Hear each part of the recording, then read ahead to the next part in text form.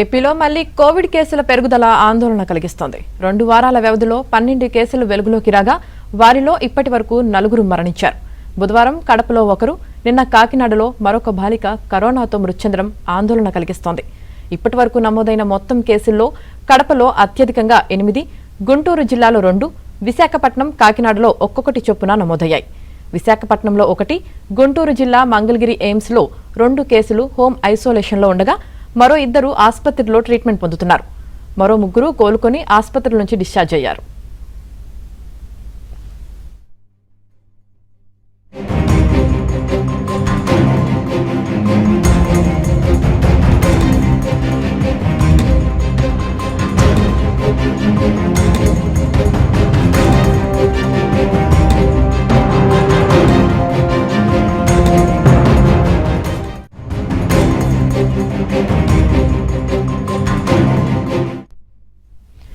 గత 2 వారాల వ్యవధిలో కడప, రాజంపేట, విశాఖపట్నం, మంగళగిరి, కాకినాడలో వరుసగా కేసులు బయటపడటంతో మళ్లీ అలజడి మొదలైంది. వారం క్రితం కడప, రాజంపేటలో 8 పాజిటివ్లు నమోదయ్యాయి. వారిలో ఒకరి పరిస్థితి విషమించడంతో తిరుపతికి పంపించగా అక్కడ ట్రీట్మెంట్ పొందుతూ మరణించారు. మరొకరు కడప నుంచి తమిళనాడులోని సిఎంసి ఆసుపత్రిలో ట్రీట్మెంట్ పొందుతూ చనిపోయారు. బుధవారం మరో వ్యక్తి కడప ఆసుపత్రిలోనే ట్రీట్మెంట్ పొందుతూ మృతి చెందారు. కడపలో కరోనా బారిన పడిన 8 మందిలో 3 మృతి చెందినట్లయింది. ఇక జూలై 1 నుంచి దేశవ్యాప్తంగా 339 కోవిడ్ కేసులు నమోదైనట్లు ఆరోగ్య శాఖ తెలిపింది. జూన్ 26 నుంచి జూలై 16 వరకు రాష్ట్రంలో 67 మందికి కోవిడ్ పరీక్షలు చేసినట్లు పేర్కొంది. 5 శాంపిల్స్ ను పూణేలోని వైరాలజీ ల్యాబ్ కు పంపినట్లు తెలిపింది.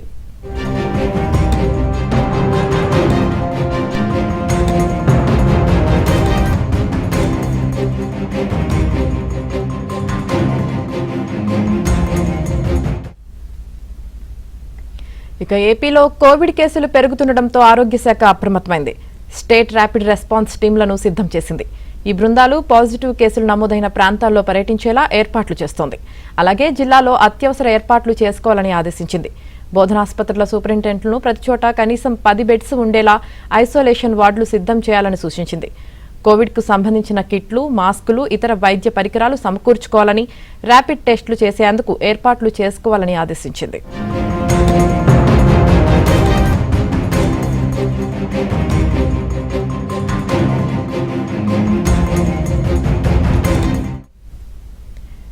ఏపీలో కోవిడ్ కేసుల నమోదుతో వైద్య ఆరోగ్య శాఖ అప్రమత్తమైంది. మరింత సమాచారం మా ప్రతినిధి సత్య అందిస్తారు. చాలా కాలం తర్వాత రాష్ట్రంలో కోవిడ్ కలకలం మరొకసారి రేగింది. రాష్ట్రంలో ఇప్పటికే వివిధ ప్రాంతాల్లో 12 కేసులు నమోదు కావడం. గతంలో తీసుకుంటే ప్రతి ఏడాది కోవిడ్ కేసులు నమోదవుతున్నప్పటికీ కూడా 1-2 అడపదడప నమోదైన పరిస్థితి అయితే ఉన్నాయి. ఈసారి ఒక కడప జిల్లాలోనే 8 చోట్ల కోవిడ్ కేసులు నమోదయ్యాయి.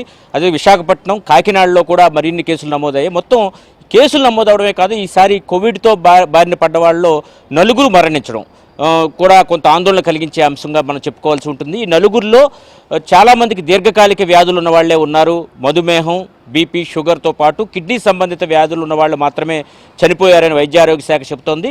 అయినప్పటికీ కూడా వైద్య ఆరోగ్య శాఖ ఇప్పటికే పూర్తి స్థాయిలో అప్రమత్తమైంది. ప్రభుత్వ వైద్యశాలన్నింటిలో కూడా 10 బెడ్లు కోవిడ్కు ఐసోలేషన్ వార్డులో ఏర్పాటు చేయాలని కూడా ఇప్పటికే ఆదేశించారు. మనం చూస్తే కనుక జూన్ 26 నుంచి జూలై 16 వరకు కూడా 12 కోవిడ్ కేసులు రాష్ట్రంలో నమోదయ్యాయి. కేసులకు సంబంధించి వైద్య ఆరోగ్య శాఖ ఒక బులెటిన్ కూడా రిలీజ్ చేసింది.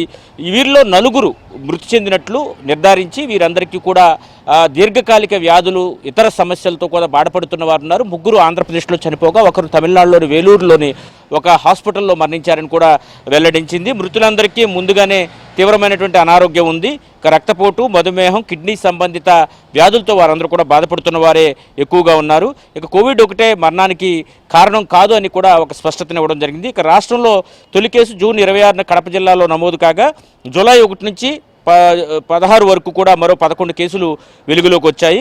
ఇద్దరికి ఇప్పటికే కోవిడ్ బాధితులకు సన్నిహితంగా మెలిగిన వారు ఇందులో ఉన్నట్టుగా, కోవిడ్ హిస్టరీ ఉన్న వాళ్లతో సన్నిహితంగా మెలిగినట్టుగా కూడా ఇప్పటికే గుర్తించారు. రాష్ట్రంలో ఎక్కడా క్లస్టర్ రూపంలో కేసులు అంటే ఒకే చోట ఎక్కువగా కేసులు నమోదవడం లాంటి సంఘటనలు ఎక్కడా లేకపోవడంతో ఆ ఐసోలేషన్ జోన్లు ఏర్పాటు చేయడం కావచ్చు, రెడ్ జోన్లు ఏర్పాటు చేయడం అటువంటి సంఘటనలు ఏం లేవు.